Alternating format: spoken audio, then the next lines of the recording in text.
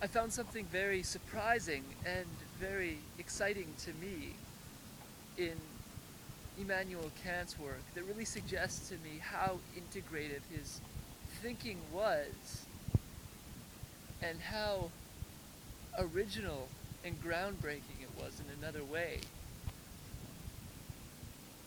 He is presenting in his theories not only a tripart system of mental intelligence as foundational, but also alluding to a developmental component in a human being set within the groundwork of a sort of rationalism, or at least a non-denial of rationalism.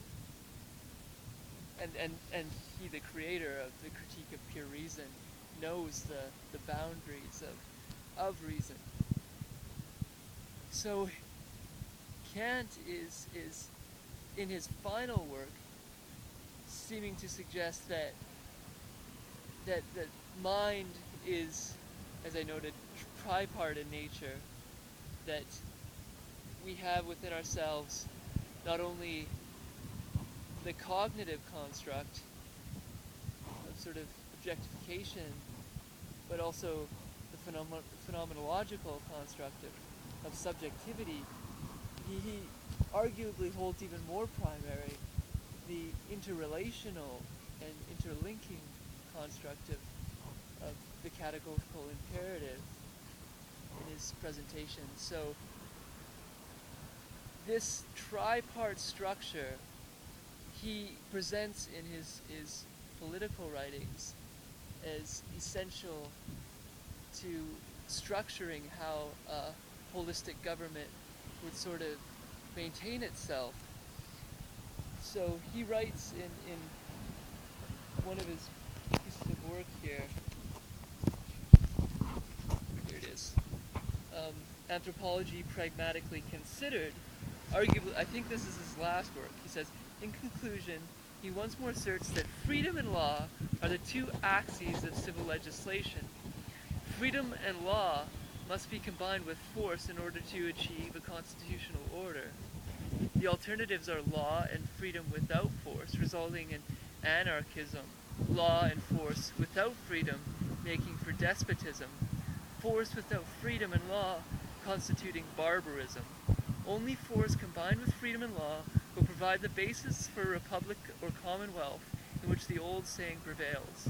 And then he gives a Latin saying, but I don't know what it means.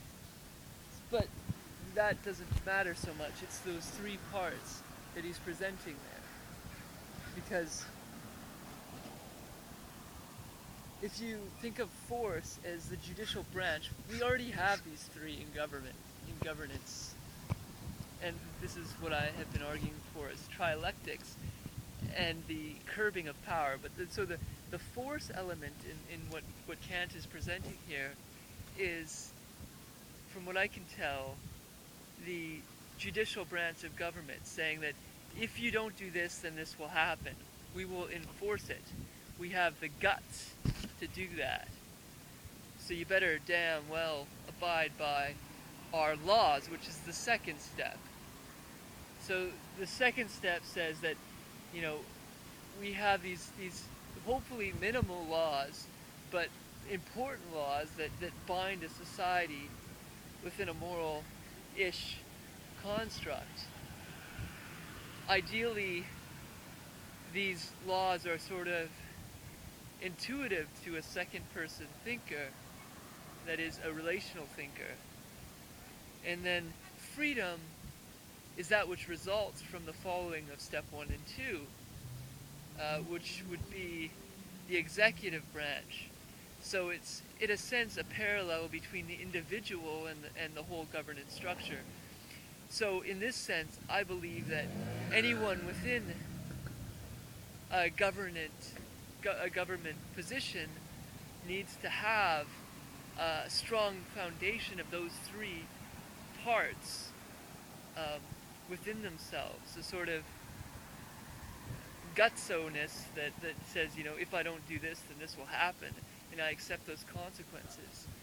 The relational component that says, I care for my fellow man enough to follow certain ground rules that have been established.